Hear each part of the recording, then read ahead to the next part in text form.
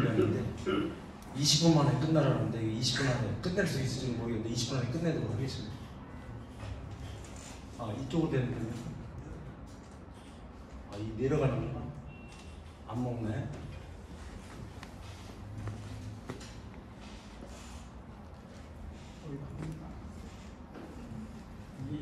괜찮아요. 괜찮고 학생이 좀 여기 앉으셔가지고 페이지도 한번 좀 해주세요.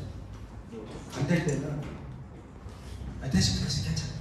이렇게 또 자꾸 시간 가면은 잠깐만 부탁할게요. 다음으로 해주세요. 괜찮아요.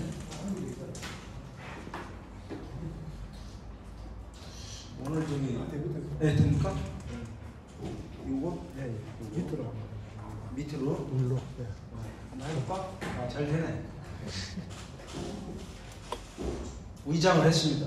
제 원래 본 모습은 머리가 이렇게 쉬었는데 제가 지금 염색을 하는 바람에 좀 차이가 있죠? 육사 나왔고요. 군사전략을 제가 공부를 했고 여기 영대에서 이제 행정학 박사 받았고요. 현역에 있었을 때는 대령으로 해서 32사단. 32사단이 어디 있어요? 잘 모르죠? 세종에 있어요. 세종. 그다음에 지금 영남대 군사학과 교수를 2020년부터 하고 있고요. 통일교육위원이기도 합니다.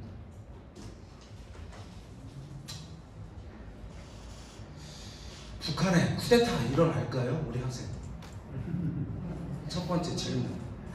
제가 학생들한테 질문을 많이 던지는데 쿠데타 일어날까요? 날 수도 있겠죠. 네, 교수님께서 날 수도 있다고 그랬는데 쿠데타 일어날 가능성은 제가 볼 때는 제로라고 해요. 제로. 왜 그럴까? 이유가 있어요. 우리나라 정책 결정할 때는 당정청에서 주요 결정자들이 모여서 정책 결정을 해요.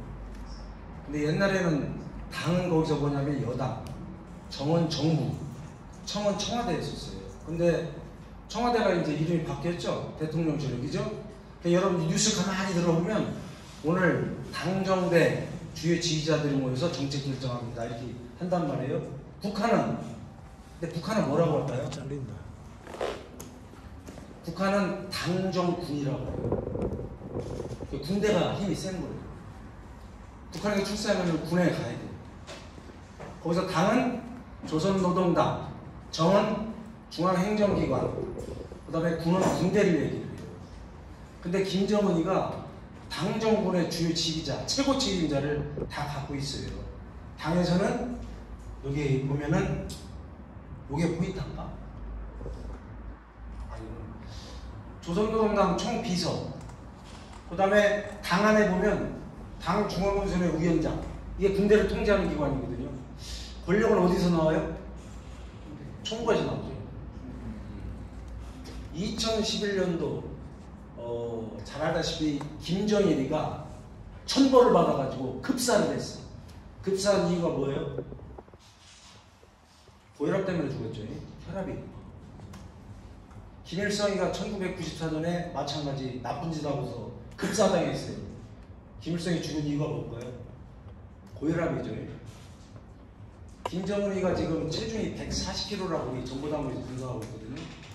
고혈압하고 당뇨가 지금 심하죠.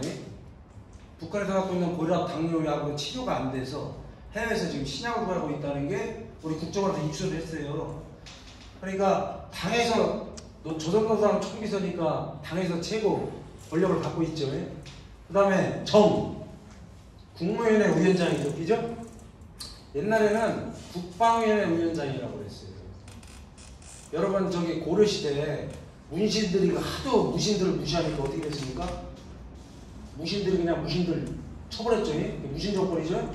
그때 만든 기구가 많이 있죠. 도방, 정방 뭐 이런 얘기 들었죠. 그게 무슨 기관입니까? 거기가? 장군들의 회의체예요. 회의체. 장군들끼리 모여서 국가대사를 다 결정하는 기관이에요. 그래서 1994년부터 1999년까지 북한에 무슨 일이 있었느냐? 고난해군이 시작됐어요. 가뭄도 오고 그렇게 해가지고 유엔 제재도 받고 그래서 우리나라 통계청에서 분석한 거로는 33만 명이 죽었다고 해요. 미국에서는 한 100에서 한 300만 명 정도가 죽었다고 해요. 여러분들 프랑스 대혁명이 뭐 자유 때문에 그렇다고 프랑스 사람들 만나면 그러는데 제가 볼 때는 굶어서 그래, 굶어서 죽느니 싸워보고 죽자 그래가지고 바스티유 감옥을 깨우신 거예요. 근데 북한은 33만 명이 죽었는데도 정변이 안 일어났어요. 왜?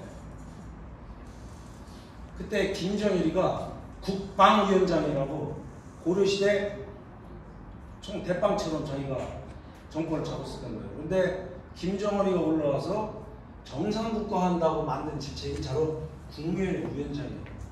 정부에 그러니까 가장 높은 직위에 올라왔어요. 그 다음에 군대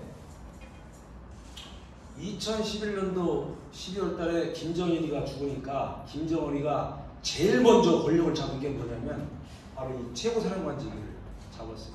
군만 장악하면은 북한은 이상 없다 이렇게 해가지고 그 다음에 2012년에 나머지 직책들을 다 찼어요. 그래서 우리나라 그때 뉴스 보면 김정은이가 대관식을 거졌다. 그래서 북한의 당정군의 최고 지휘자가 누구다? 김정은이다. 그렇기 때문에 쿠데타가 일어날 수가 없다. 근데 당정군의 최고 지휘자 위에 또 하나 지위가 있어요. 이게 뭐죠? 총비서. 그 조선노동당 최고 직책이 총비서고 잘 모르겠어요? 수령이에요, 수령. 수령이라는 게 있어요. 숫자가 머리 숫자에 거느리려고 적었어요. 그래서 김정은이는 당정군의 최고 직임자이면서 그 위에 군림하는 수령의 직책을 갖고 있기 때문에 쿠데타가 일어나기 제가 볼 때는 현재 상태로 볼 때는 거의 불가능에 가깝다. 그러면 저 김정은이를 좀 제거할 수 있는 방법은 뭐냐? 자연사 할 수 있는 방법밖에 없어요. 혈압이 높아가지고 지 할아버지하고 지 아버지처럼 죽는 방법. 또 하나는 김정은이가 굉장히 두려워하는 것 중에 하나가 암살이에요. 암살. 여러분 저기 그 옛날에 그 이란 혁명수비대 사령관 솔레이마니를 미국에서 어떻게 죽였죠? MQ-9 리퍼라고 가서 때려버렸죠. 그래서 지금 미국에서는 정찰위성으로 김정은이 동선을 계속 파악하고 있어요. 나중에 이응 안 되겠다면 암살도 가능하겠죠. 그죠? 뒤에 MQ-9 나오지만 그래서 현재 상태로는 쿠데타가 일어나기는 어렵다 하고 이제 보는 거예요. 나머지 설명하면 시간이 너무 많이 걸려서 북한에 지금 핵탄두가 몇 발 있을까? 여기 이제 50발 있다고 이제 스톡홀름 국제연구소에 했는데 이게 이제 핵무기예요. 핵무기. 미사일인데 저 앞에 이제 핵을 달면 핵무기예요. 히로시마에 15킬로톤 핵무기 한 발이 떨어졌는데 즉사한 사람이 13.5만 명. 핵폭탄 하나 15킬로톤 떨어졌는데 13.5만 명.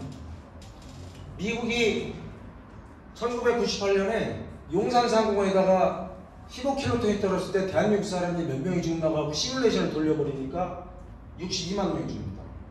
왜? 서울의 인구가 밀집되어 있습니다.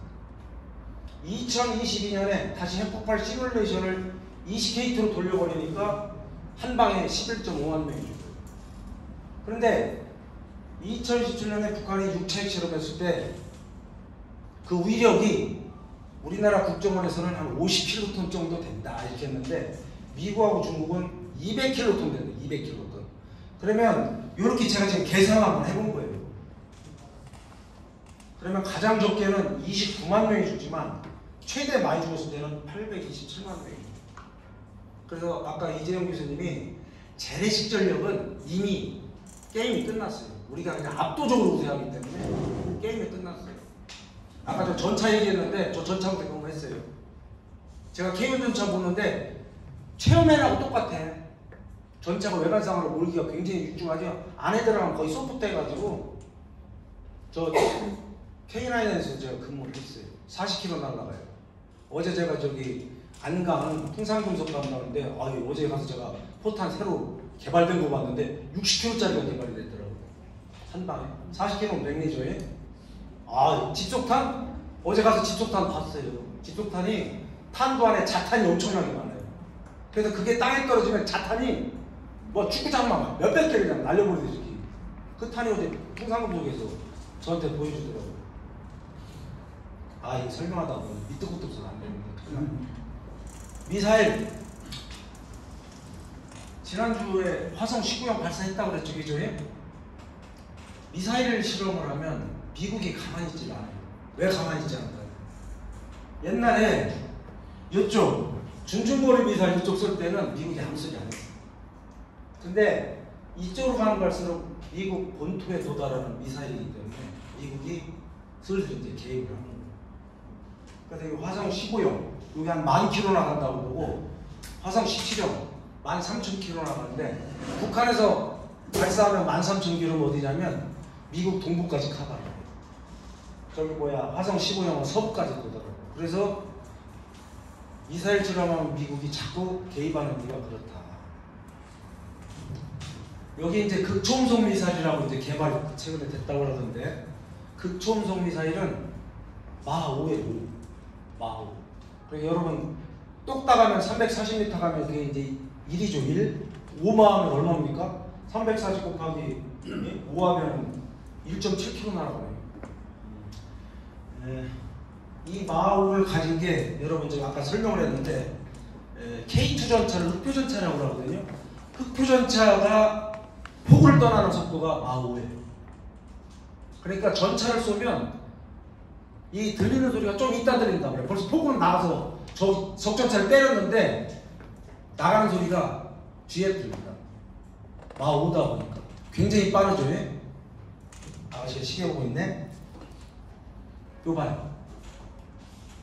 화성 17형이면 여기 동부권까지 커버가 되죠. 여기까지 커버가 되고요. 지금 화성 19에 어저께 실험 발사했는데 이렇게 쏴가지고 다시 이렇게 떨어지는 걸 실험을 한 거예요. 그런데 미국까지 날아가려면 어떻게 해요? 여기서 쏴면 통일선 그리고 이렇게 날아가야죠. 근데 이 통일선 그리고 궤도 바깥으로 대권 밖으로 나갔다가 다시 궤도 바깥으로 들어갈 때 되면 이 열 때문에 타. 그래서 이걸 재진입이라고 해요. 재진입. 재진입 기술은 미국에서 볼 때 북한이 아직 보유를 못했을 것이다. 타탄두는 그 탄두 안에 통상 보면 포탄이 하나가 들어가 있는데 타탄두는 거기에 여러 개가 들어가 있어요. 미국은 대부분 탄약이 저기 미사일이 다 타탄두로 되어 있어요. 그래서 위력이 센 거예요.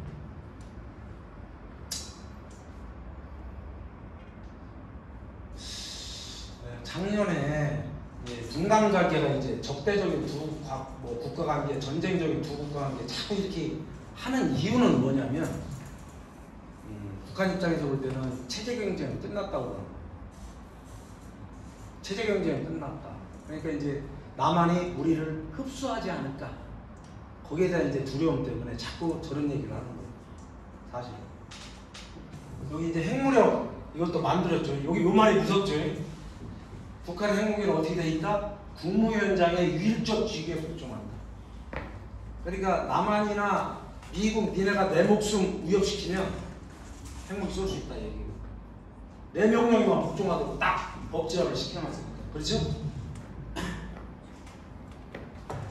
북한 정권의 핵무기 역할, 국가목표 이거 설명하려고 1시간 걸려서 넘어갈게요. 우리가 잘못하는 내용 북한은 미국의 대북 공격을 저지하기 위해서 핵무기를 개발했다? 아니에요. 북한은 핵 협박을 통해 경제적 외교적 보상을 바라고 있다? 이것도 잘못되고 북한이 주장하는 비핵화는 우리가 주장하는 내용과 같다? 틀린 얘기예요. 북한은 비핵화가 아니고 핵 감축을 얘기해요. 핵 감축. 그러니까 미국이 우리 핵 효율을 인정을 해주고 핵무기를 줄이는 걸 얘기하는 거지 비핵화라는 얘기는 아니에요. 2020년까지 한 242인데 여러분 아까 50대라고 했는데 교수님 뭐 242 되면 뭐 무슨 의미가 있습니까? 핵무기는 200발을 갖고 있느냐 아니냐로 많이 구분이 돼요. 왜 그러냐면 200발을 가졌다는 거는 세계에 있는 주요 대도시를 공격할 수 있는 능력을 갖고 있다. 우리 이제 군사 연구가들은 200발의 기준이 그거란 말이에요. 웬만한 세계에 있는 모든 대도시를 타격할 수 있는 발수를 갖고 있다. 그래서 200이 굉장히 중요한 숫자예요. 핵무기에서.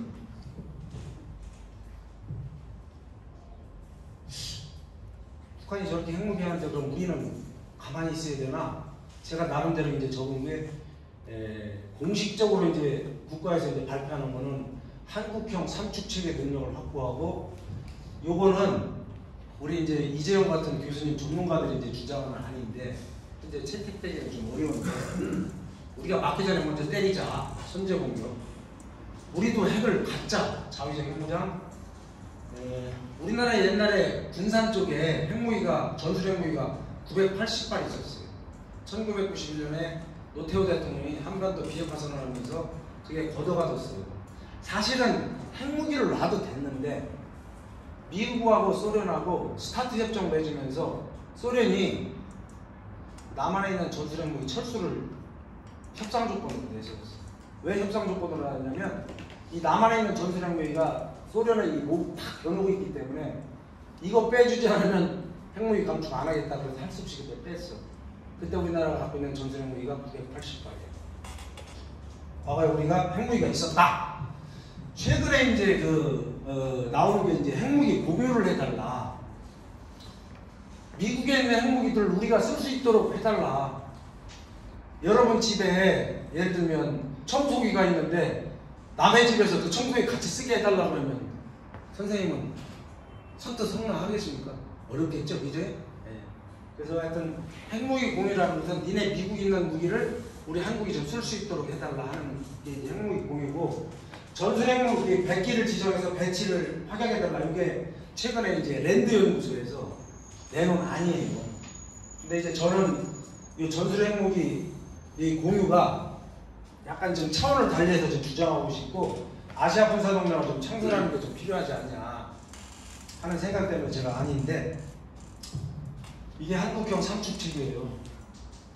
킬체인은 적 미사일이 발사되기 전에 우리가 먼저 제거해버리는 게 킬체인이고, KAMD는 일단 발사된 미사일을 저 멀리서부터 사드부터 이렇게 타격해서 우리나라에 때리지 못하도록 하는 거고, KMPL은 김정은이 주석궁을 초토화시켜버리는 거예요.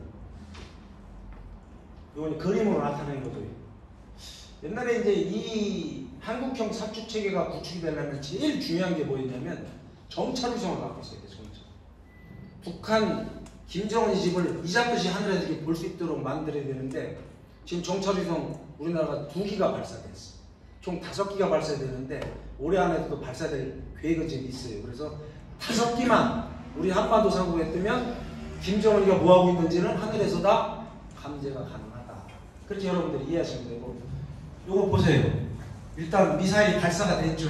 상승 곡선 타서 저기 중간 단계에서 떨어질 때부터 이제 먼 거리부터 타격하는 대공 미사일을 이제 타격을 해서 우리가 피해 들어가는 거고, KMPR은 김정은이 주석궁을 때리는 거다. 이렇게 여러분들이 이해하시면 되죠.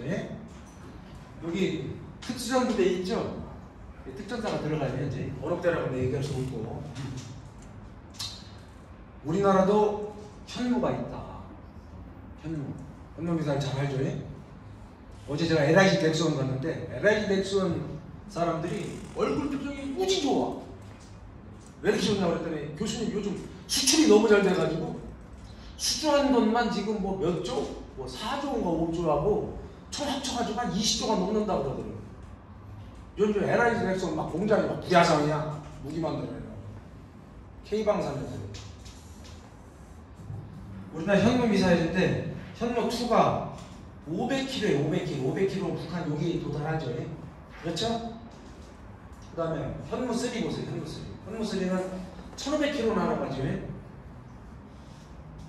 미국이 우리 그 미사일 그 사거리를 이제 해제를 시켜줬어요. 그래서 우리가 마음껏 만들거든. 요거 해주니까 제일 겁내는 나라가 어느 나라일까요? 중국이야, 중국. 우리가 베이징 타격할 수 있어요, 없어요? 있죠. 1500km니까 날아갈 수가 있죠. 그래서 있고, 그 다음에 이제 현무4 시험 발사 성공을 했고, 저 고위력 탄도미사일은 요번에 국군을 할 때 나왔죠. 우리 이제 비장의 살수무기인데 저게 뭐 몇 톤이요? 6톤, 8톤이래요. 저거 한번 떨어지면 지하 100m까지 김정은이가 숨어들어서 죽는다. 그래서 요거는 공개를 안 해요. 공개. 현역 출신도 잘 모르고 굉장히 보안이 유지되는 그런 무기죠. 아까 KAMD 할 때 여기 사드부터요. 40에서 150km까지 커버를 하죠. 그러면서 이렇게 나가는데, 요즘 수출이 잘 되는 게 이 천궁2죠. 한국형 미사일인데 굉장히 수출이 잘 돼요. 사우디아라비아도 지금 구매를 하고 있고, 뭐 아랍에미리트도 뭐 요즘 뭐 난리 나고 그래서 우리나라 무기가 너무 가성비가 좋다고 그러더라고요. 가격 대비 성능이 좋아서. 그래서 우리나라 하늘을 이렇게 먼 거리부터 이렇게 방어를 한다 이렇게 열어주면 되고 이 천공 쏘는 거 보세요. 이게 이제 이 기술이 굉장히 중요한 기술인데 폴드런칭 기술이라고 해요. 그래서 일단 이 포구 바깥으로 뻥 하고 튀어나오죠. 거기서 불이 붙어가지고 각도를 잡아가지고 표적이 정확히 날아가죠. 이게 폴드런칭 기술인데 이게 몇 나라, 세계에서 몇 나라 안 갖고 있어요. 우리나라 갖고 있습니다. 뭐 아까 얘기한 거이기 때문에 선제 타격. 적이 공격하기 전에 우리가 먼저 때리는 게 좋긴 한데 위험성이 있죠. 다 제거하기도 곤란할 정도로 잘못 때리면 전면전이 발생할 우려가 있어서 선제 타격은 보려는 하고 있지만 표적 정보가 제일 정확하게 해야 된다. 그런 경우가 있죠. 이 자유적 핵무기장인데 오늘 여기까지만 설명하고 다음에 기회에서 한번 더 설명을 할게요. 우리나라 핵무기 만들려고 했습니다. 박정희 대통령. 왜? 1970년에 우리가 그 베트남에 대규모 병력을 파병했는데 미국이 철수한다고. 박정희 대통령이 놀랬어. 니네가 원해서 우리가 베트남까지 갔는데 미국을 철수한다니. 그러면 이제 막을 수 있는 방법은 뭐냐? 핵 개발밖에 없다. 그래서 열심히 만들었어요. 근데 결과적으로 미국이 그걸 알고 못하게 해가지고 결국 핵 개발에 죽는데 박정희 대통령이 그때 핵 개발 수준을 대략 한 88% 만들었다고. 12%만 더 했었으면 만들 수 있었는데 예? 전두환 대통령 때는 이 정권의 이제 정당성을 보장하기 위해서 미국이 요구하는 대로 다 하다가 보니까 그 핵무기 만드는 모든 부서를 다 없애버렸어요. 근데 이제 김대중 대통령이 있을 때 우리 과학자들이 여기 저기 뭐야 우라늄을 비밀리에 추출하다가 걸렸어요. 그래가지고 이제 좀 제재도 받고 그랬는데 하여튼 뭐 핵무기를 만들어야 된다 이렇게 하는데 요즘 독자 핵무장 추진 여론이 많이 생기더라고요. 윤석열 대통령이 작년에 이제 바이든 대통령 만나가지고 우리 한국 사람들이 지금 북한 핵 때문에 너무 그 우려가 많다. 그래서 좀 우리도 좀 준비를 좀 해야 될 것 같다 그랬더니 바이든이 걱정하지 마. 우리가 다 커버해 줄 테니까 걱정하지 마라. 그리고 만들어준 게 뭐냐면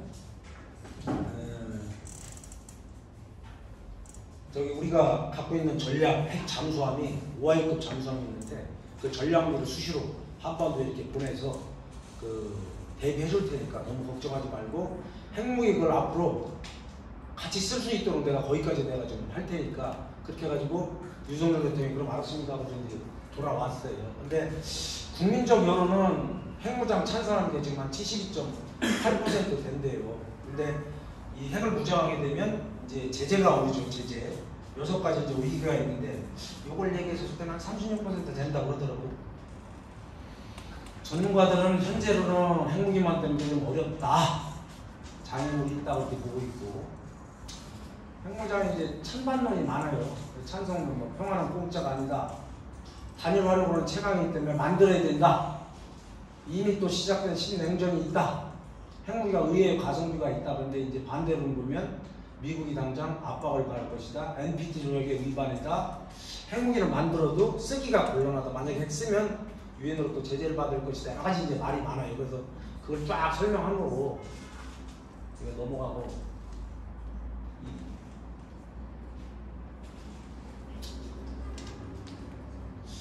근데 실제로 핵무장을 하려고 그러면 만약에 주한미군이 철수한다 그러면 이제 우리가 만들어야 되겠죠.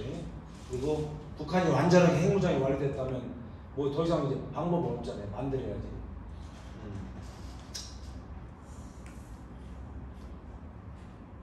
전술핵 재배치.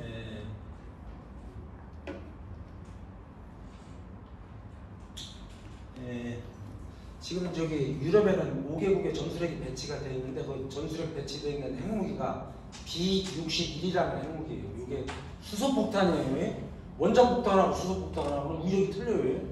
그래서 배치되어 있어요.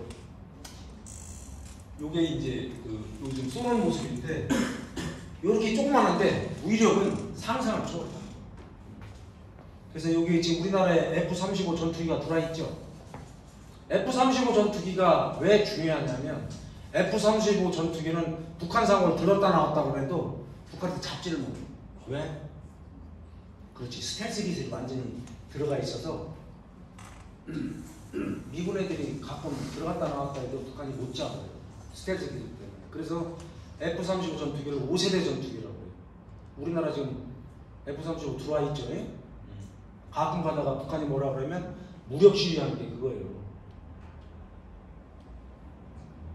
이게 이제 핵무기에 이렇게 들어가 있는데 우리가 이제 자꾸 걱정한다고 그러니까 바이든이가 핵 협의 그룹을 만들어서 한미가 같이 사용 여부를 좀 결정하겠다. 그 다음에 우아이급 전략핵 잠수함을 좀 보내줄게 이렇게 얘기를 많이 했어요. 유럽에 핵무기가 있어서 유럽 대통령들이 유사시 되면 핵무기를 쏘면 터집니까? 안 터집니까? 안 터지죠? 왜 안 터져요?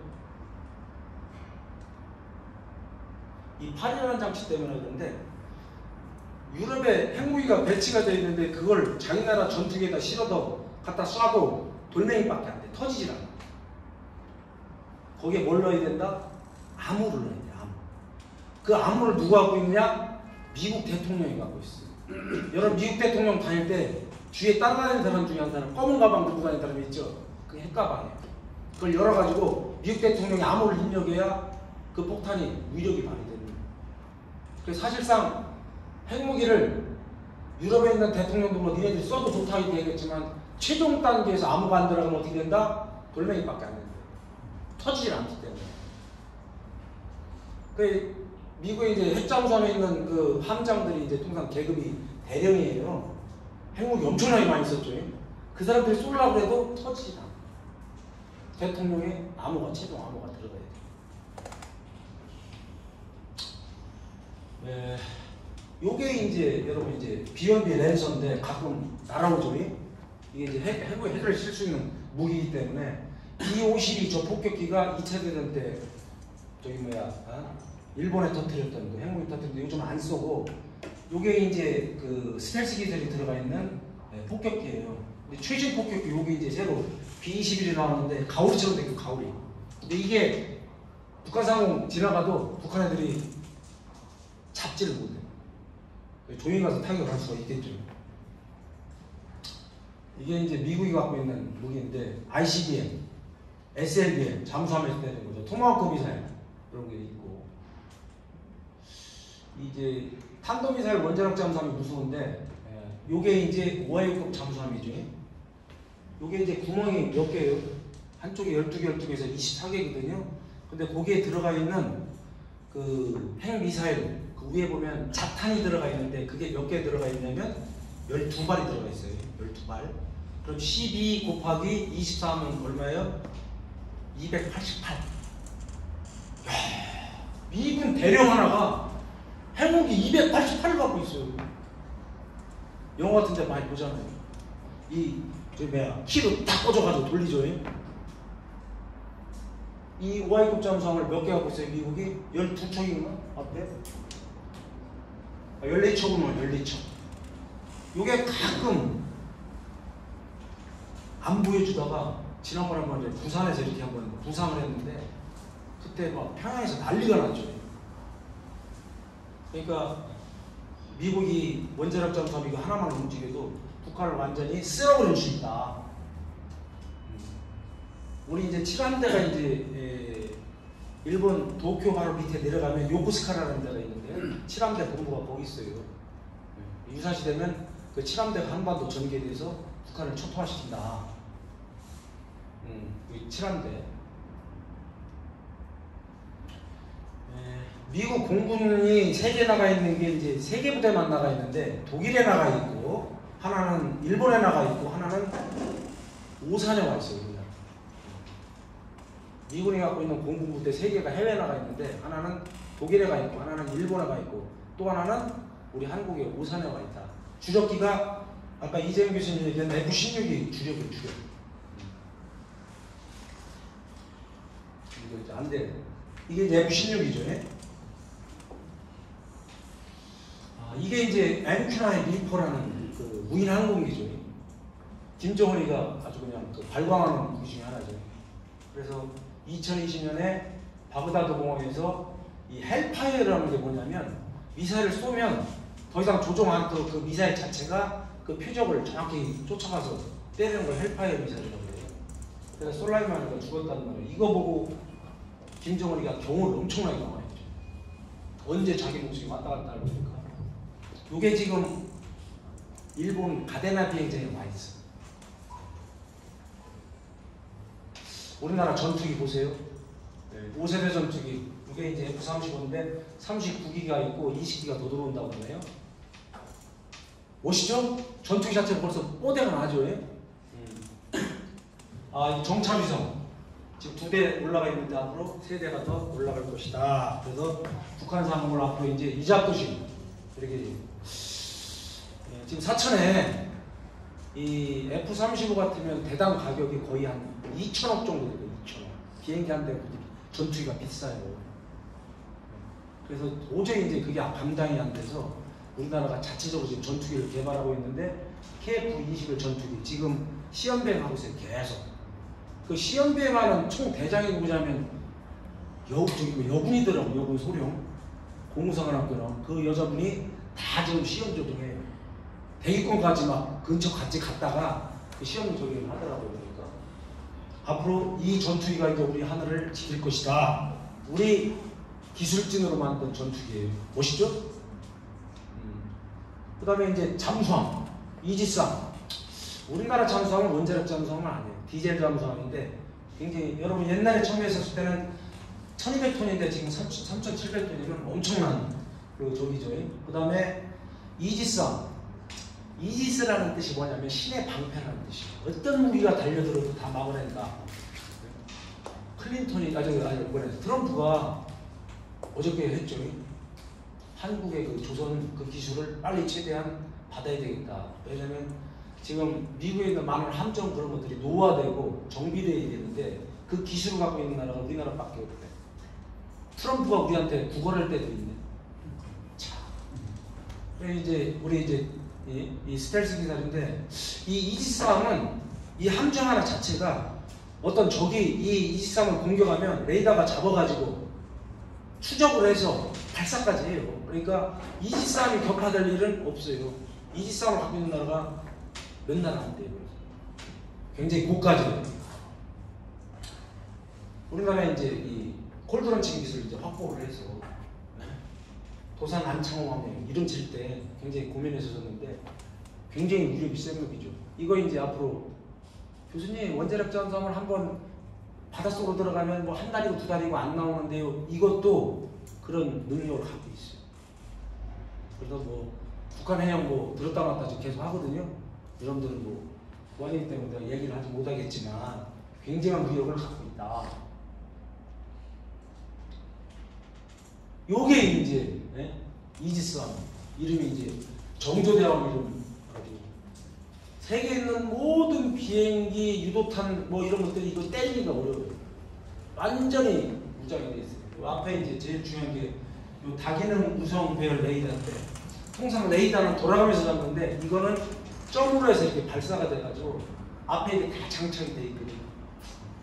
앞으로 이제 이게 우리나라 이제 지금 취역을 지금 한 것 같은데 11월 달에 지금 취역한다고 그러는데 이게 우리 이제 바다에 이제 들어가면 우리나라 해상 지키는 데는 그렇게 큰 영향이 없다. 제가 이제 더 설명을 하면 시간을 너무 많이 잡을 것 같아서 이상으로 마치겠습니다. 고맙습니다.